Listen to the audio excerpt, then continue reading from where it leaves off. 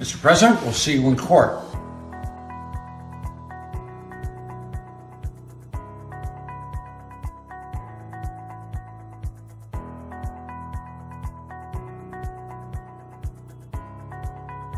I have a message for the trans kids of America.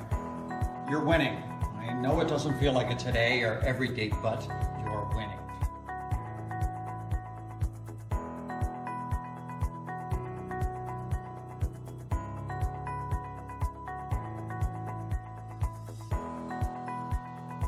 Now I have a message for the bullies. You're sick.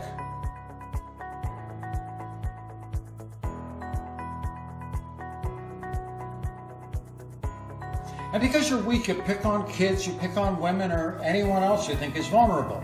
Apparently, even becoming the Attorney General isn't enough to cure some people of their insecurities. As proof, the Supreme Court will soon hear a very important Title IX case.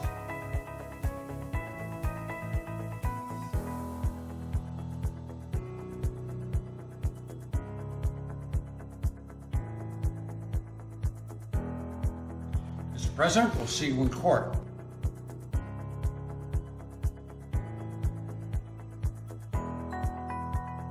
Finally, I have a message for President Trump from, well, one Republican to another. This is a disaster.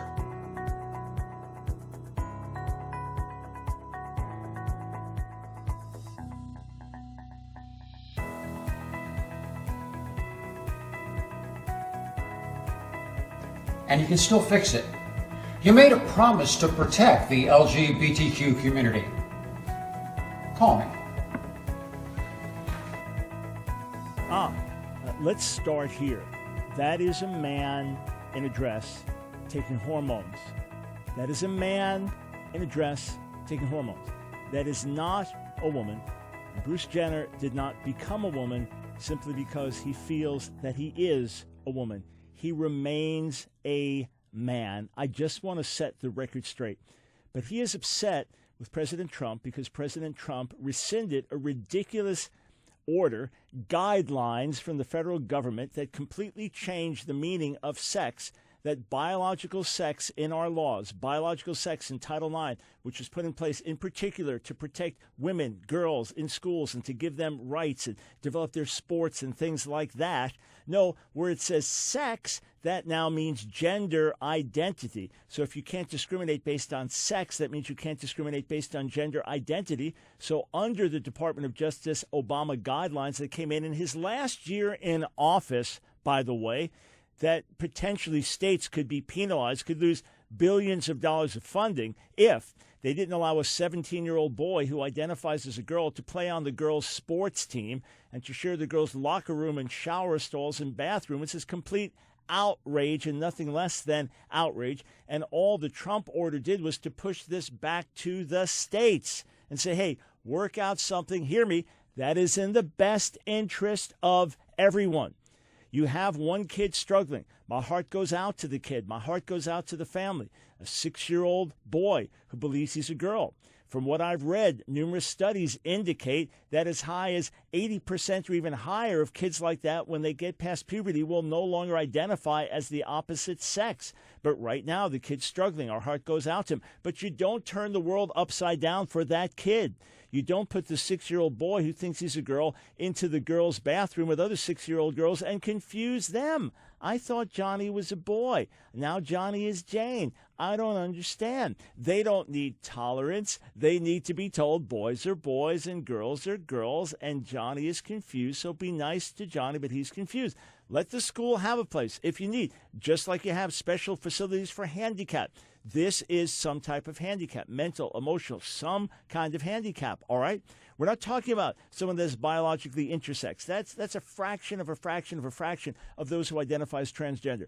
We're talking about people who are biologically chromosomally males or females and who simply believe they're the opposite of what they are. So just like you have a bathroom for handicap, you'd have special accommodations for someone who's blind, someone who struggles with being transgender, they have gender identity issues, then do your best to accommodate them, but don't impose that on the rest of the students.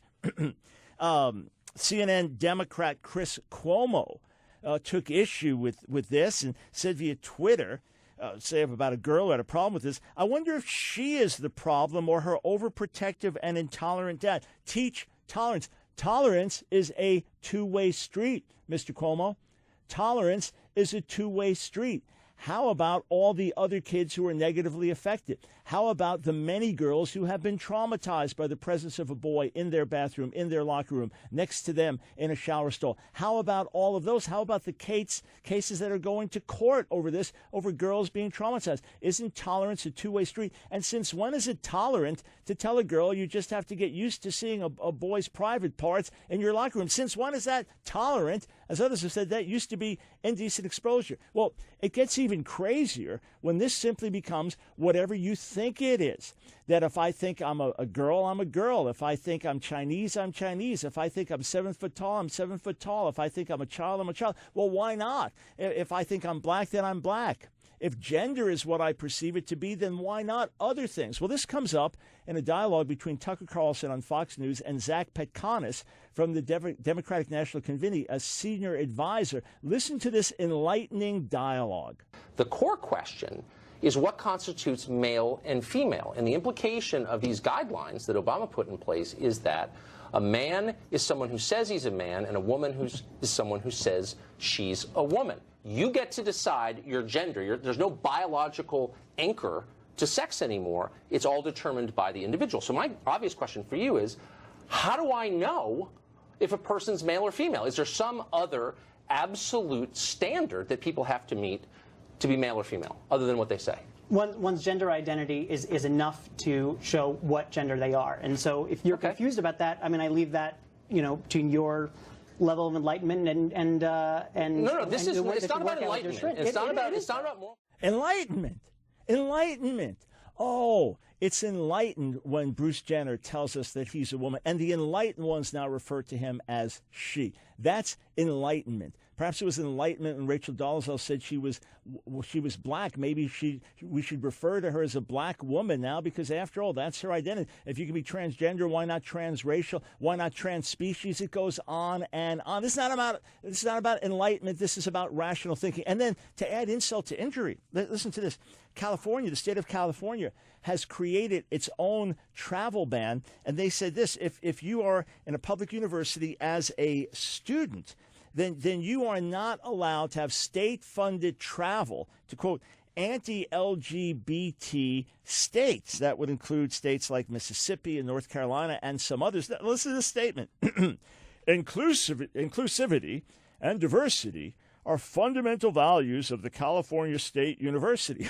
Therefore, we are being discriminatory against all those who don't see the world the way we do. Therefore, we are being exclusive, and we are being the opposite of diversity. It's my way or the highway. If you don't agree with us, you're out. You can't use state funds to travel to any of these states. This is ridiculous. This is what would happen in some kind of dictatorship. This is the opposite of being tolerant, inclusive, diverse. But what else do you expect when the whole world is turned upside down?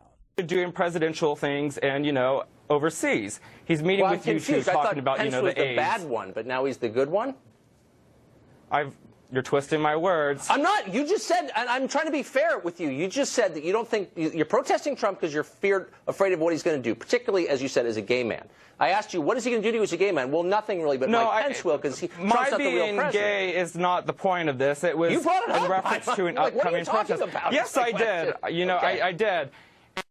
And if I was a woman, I'd mention how I was at, the women's protest. But you're not a woman, no, so let's get back to the point that you made. What are you talking about? Because there are gay people watching, and they're thinking, holy smokes, what's Trump going to do to me? What's Trump going to do to you as a gay man? I mean, that's an honest question. What's the answer? It's well known that there was potential legislation out there. There was a leaked report. But he doesn't pass legislation. And it was covered by the media. Not the Congress. And he put a letter out disputing. Executive order, Tucker. But he said, I'm not going to. Do you want to talk about the actual "Not My President's Day" protest, or are we just going to go off on a tangent on? It's not a tangent, Shane. You I made an off-the-cuff remark about my being a gay man, and I feel like I've been talking more about that than the actual protest itself. So if we want to get back to talking about the protest, I'm more than happy to. I'm trying. Look, I asked you why you were protesting. You said there are a bunch of reasons. Here's one of them. I said, I hear this a lot from people who, of goodwill, who say, you know, I'm gay and I'm worried about President Trump. And you brought it up. And so I said, in what way? But I also mentioned the tax day protests, and we seem to kind of want to pigeonhole away from Trump's taxes, which have still not been released.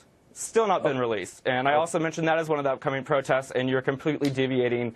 You're picking on one specific thing that I said. I'm making the mistake of taking I'm glad you find this funny, because I don't particularly. Which I will never do again, I can promise you that. Shane, thanks a lot for joining us. I appreciate it. Well, yesterday, the Trump administration retracted that rule, saying that bathroom policies like these are state issues and shouldn't be set by the decrees of 1600 Pennsylvania Avenue. Zach Pecanis is a senior advisor to the DNC and helms their Trump war room. This morning on Twitter, he called President Trump a monster for reverting to the policy in place just 1 year ago. He joins us now. Zach, thanks for coming on. Thanks for having me. So, I mean, I think there are two sides to every debate, including this one. What I was so struck by was your tweet where you, and I'm reading it now, I woke up feeling so sick to my stomach about the Trump White House's attacks on vulnerable LGBT kids. These people are monsters. And I thought to myself, was Obama attacking vulnerable LGBT kids a year ago before putting this policy into place? He spent 7 years as president and didn't do this. Was he a monster attacking LGBT kids during that time? Well, I mean, what we know is that he put these protections in place. And let's be clear about what we're actually talking about. This is guidance that was provided to schools that schools wanted and asked for, and it's for a very specific reason. They wanted to create a safe environment for all the kids in their school, and they wanted to avoid Title IX lawsuits. I mean, that's what's so mind-boggling about what the Trump administration did today. He took away practical guidance to school administrators and principals who were looking to create this safe environment, and were looking to not get sued for Title IX violations. I mean, those guidelines still exist on the internet, presumably, and they could look them up. It's not like they're disappearing from the English language. And so I still am waiting for the answer to my question, though. It took the Obama people 7 years to do this, and that's fine with me, but I'm not the one calling people monsters for pulling them back. So, like, are you giving President Obama a pass for not acting on this sooner? I'm giving President Obama extraordinary praise for taking decisive action to protect these vulnerable kids. And I am saying that Donald Trump is not only a monster, but he's a coward. We're talking about somebody who is so emasculated by Vladimir Putin that he has to. All right, I'm going to have to stop you there because now we're getting off. That he has to come back and pick on vulnerable kids. These kids are the most vulnerable children in the country. Slow down, Zach. Let's get to the core of the issue. Absolutely. Look, I get that I'm never going to get you to say that Obama should have done it. That's fine. Let's move from the politics to the science, because this policy has implications that go far beyond bathrooms and locker rooms. The core question is what constitutes male and female, and the implication of these guidelines that Obama put in place is that a man is someone who says he's a man, and a woman is someone who says she's a woman. You get to decide your gender. There's no biological anchor to sex anymore. It's all determined by the individual. So my obvious question for you is, how do I know if a person's male or female? Is there some other absolute standard that people have to meet to be male or female, other than what they say? One's gender identity is enough to show what gender they are. And so if you're confused about that, I mean, I leave that, to your level of enlightenment and no, it's not about enlightenment. It's not about moral status. This is a real question because there are all kinds of institutions in American life that function on a sex-segregated basis. Women's college, sports, both professional and amateur, prisons. And so you're telling me that I can play on a women's sports team when I say I'm a woman. What we are saying is that in this guidance with public schools, which and the vulnerable kids that are there, that there are specific guidelines that these teachers and these supervisors and these principals asked for in how to create safe. Okay, but now you're going back to the first question. You just said a second ago that is what we're talking about. No, let me take you back 3 sentences. When you said gender identity is determined by the person who possesses it. That's almost exactly what you said. Correct. And I'm saying there are massive implications of this that everyone is either too dumb or too embarrassed to explore, but let's do so now. If your sex is what you say it is, then what prevents me from playing on a women's field hockey team? What prevents me from getting convicted of a felony and demanding to go to a women's prison? And it's a real question. It's not a real question. Why is it not a real question? It's not a real question because it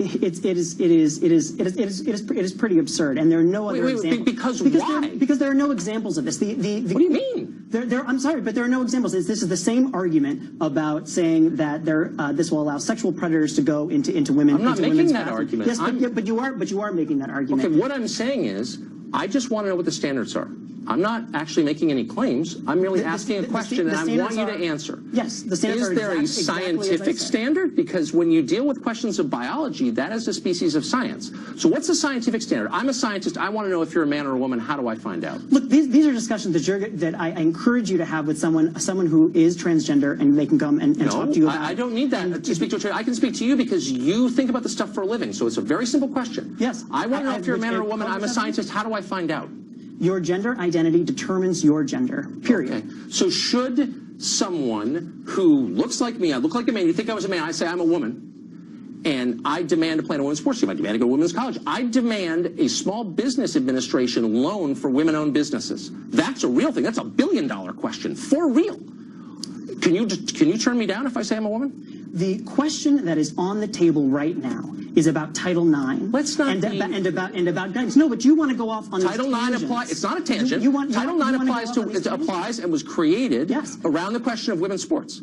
So, as a apparent man, if I say I'm a woman, is that enough? Do I meet the standard as a woman to play in a women's sports team? That goes right to Title IX. Don't dodge the question. I'm not dodging the question. This is something the Supreme Court is going to be looking at next month. And yes, the answer is absolutely yes. Okay. Gender identity determines one's gender. Let me ask you period. this. And this is a matter of civil rights. Is there science behind this? Because I know that I'm often getting science. Really, I want you to name a single scientist, just one, who says you can determine your own sex just by saying so. Can you name one scientist who says that? I'd be happy to send you many after. A scientist who said you can determine your own sex, an actual scientist, like someone who went to college. Listen, are you serious? You clearly have some issues around this. It's not an issue at all. I have questions that you can't answer.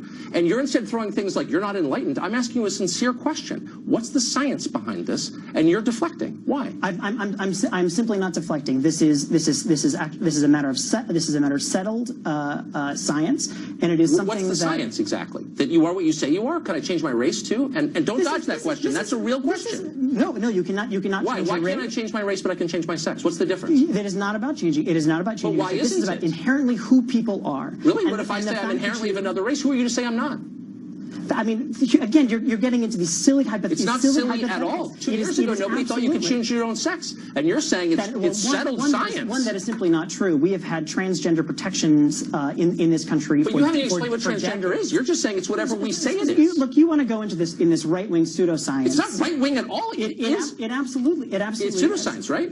You name. I will give you $1,000 if you can find any scientist, like an actual biologist, at an accredited American college, willing to come on this show and say, here's the science, here's the state of play of biology 2017, name your sex, and that's what it is? I don't understand. You can't. I There's don't no understand science. why you won't answer the question. I'll answer about why. any question always. Excellent. Why shouldn't schools who are asking for it get guidance on how to create safe environments for all their kids? I would say why that guidance exists. It floats on the internet, and if it's merely guidance, then the federal government needs no more to do with it. They can say, here's our guidance. You're undermining your own argument, which was weak to begin with. If it is as simple as that, then why do you care so much? Unfortunately, we're out of time. I'm actually enjoying this, but I want you to produce the scientist, just one. And let's make it Harvard, and I'll give you $1,000. And I'm not attacking anybody. I'm just asking the question. Anyway, we're out of time. Zach, it was great to see you. This is a disaster. Caitlyn Jenner is unloading on President Trump after his decision to scrap the federal transgender bathroom directive. Finally, I have a message for President Trump from, well, one Republican to another. This is a disaster, and you can still fix it. You made a promise to protect the LGBTQ community. Call me. Ivanka Trump's glam squad pays her an early visit before the first daughter sat in on White House meetings with top business executives. She had her long blonde hair blown out and parted down the middle. Her makeup artist also gave her glossy lips and long lashes. While some are praising the president's new policy on transgender bathrooms, others call it appalling. Thanks for joining us. I'm Lionel Moyes. And I'm Suzanne Lemignot in for Aaron Kennedy. CBS 2's Mike Puccinelli is just back from a news conference where opponents are vowing to fight the policy by any means necessary. Mike. Hi. President Trump's rollback of Obama administration policies allowing transgender students to use bathrooms matching their identities will leave some kids behind. This is about being cruel to children. That was the message of a coalition of gay rights and civil liberties organizations that they made today in a Loop office building. Now, they gathered to denounce a new White House policy that they say targets transgender children for discrimination. The president says his policy allows states and individual school districts to set their own policies regarding transgender bathroom use. But activists say that opens the door for the bullying of an at-risk community where close to 80% of trans K-12 children already say they've been mistreated. Absolutely, lives are at stake. We know that transgender youth are disproportionately at risk of suicidal ideation, of targets for violence, particularly in spaces like restrooms and locker rooms. Yeah, I want to make one thing really clear today. If a school district acts because of what happened yesterday in a way that discriminates transgender students, we will sue that school district. Now, Mr. Clark, who you just heard from there, represents the sister of Jackie Ivanko, who performed at President Trump's inauguration. The singer is speaking out in support of her transgender sister. Juliet Ivanko is suing her Pennsylvania school district over the bathroom issue. The siblings expressed their disappointment with the president's decision and requested a meeting with him. Now, I asked Clark if the president has accepted the Ivanko sister's request for a meeting. He said he believed they were still waiting to hear back from the White House. Trans equality now. Trans equality now. Trans equality now. Stay in our schools. Protect trans students. Stay in our schools. Protect trans students. Shame on Trump. Protect trans students. Shame on Trump. Protect trans students. No matter what happens, no one, not even the government, can defeat a community so full of life, color, diversity, and most importantly, love.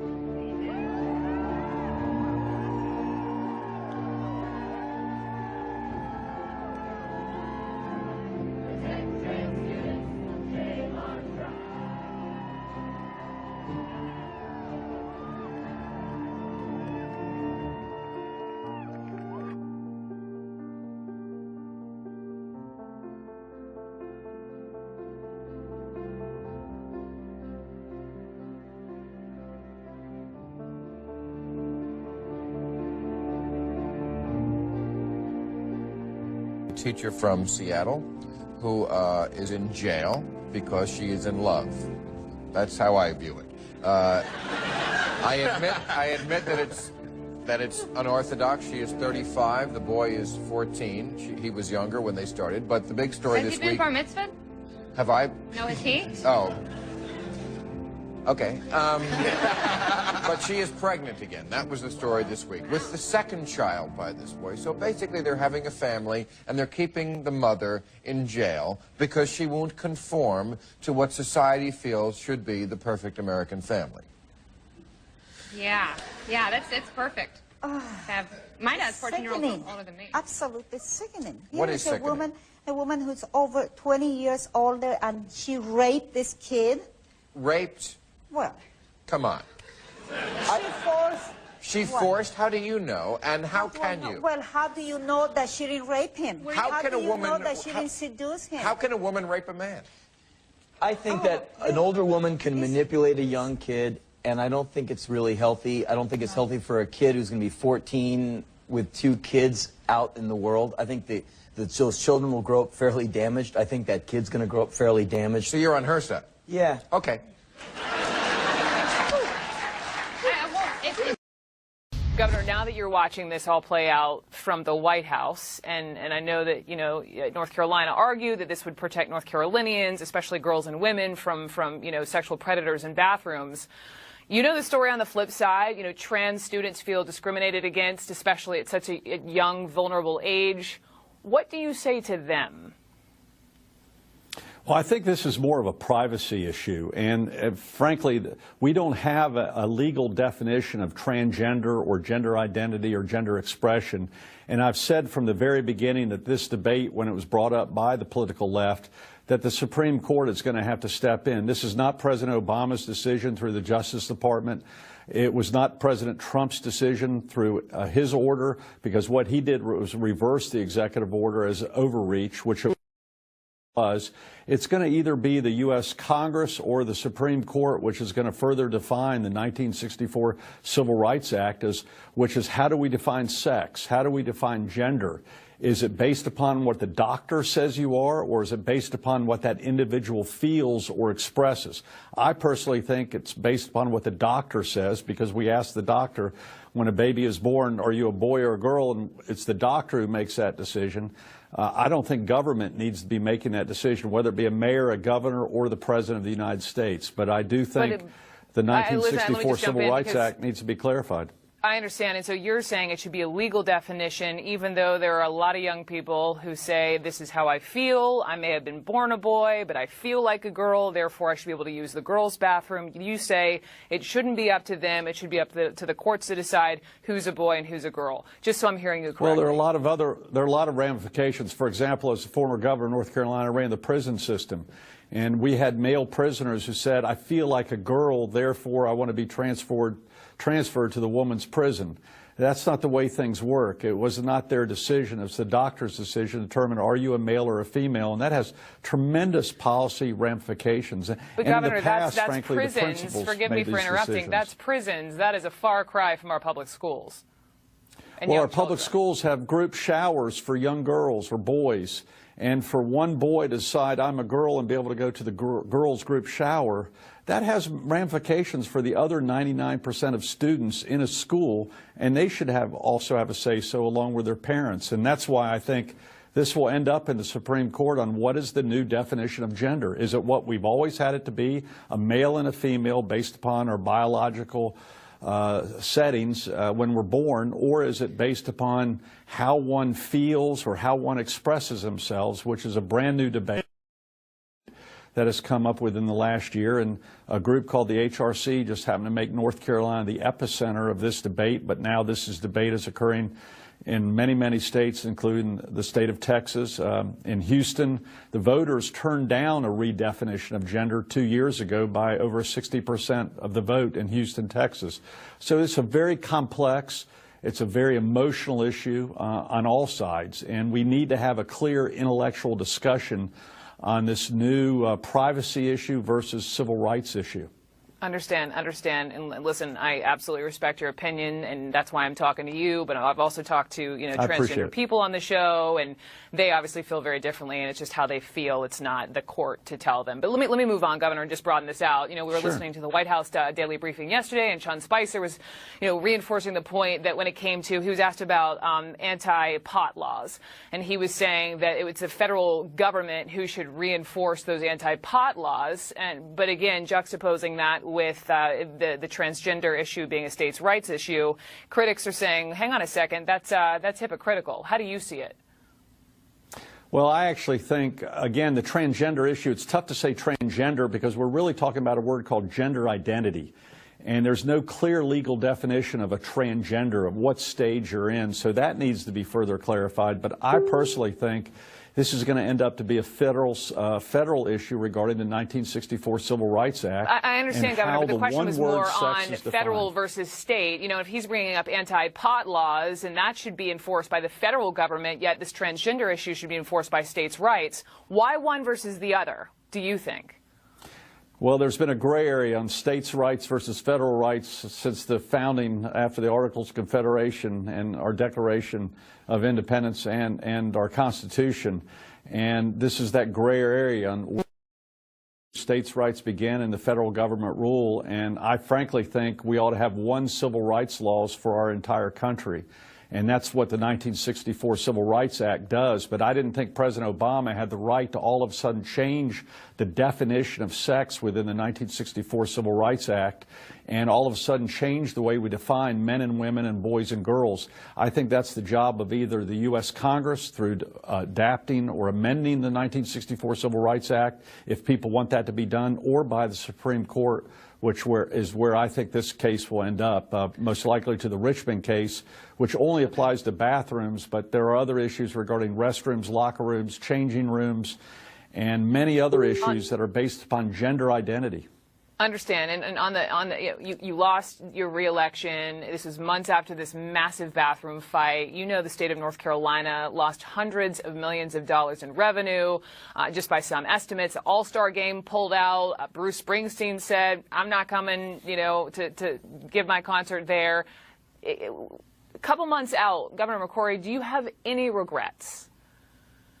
Well, I think there's some selective hypocrisy. The Super Bowl was just played in Houston, Texas, which has the exact same laws as North Carolina, and no one raised any issues. The NCAA basketball tournament was played 2 years ago in Houston, Texas, where the voters rejected a similar thing. So I think we need to have a consistent right, but this bathroom bill issue came up in rules. North Carolina last year, and I'm just asking you personally, do you have any regrets? I don't have regrets for protecting the rights of privacy for men and women and boys and girls in the most private of places, and that's frankly the restroom, locker rooms, and showers throughout our country and throughout our state. And would you have any advice what for the other President side Trump? is going through. Would you have any advice for President Trump? I think he's doing the right thing. I think President Trump is doing the right thing by saying the president or the executive branch does not have the right by itself to redefine gender for the rest of the nation. The liberals brought up these bathroom rules and new definition of gender. I never knew of a problem until the liberals brought this issue, and they've raised a lot of money on the issue. Do you know anyone who's transgender, Governor? Absolutely. I know.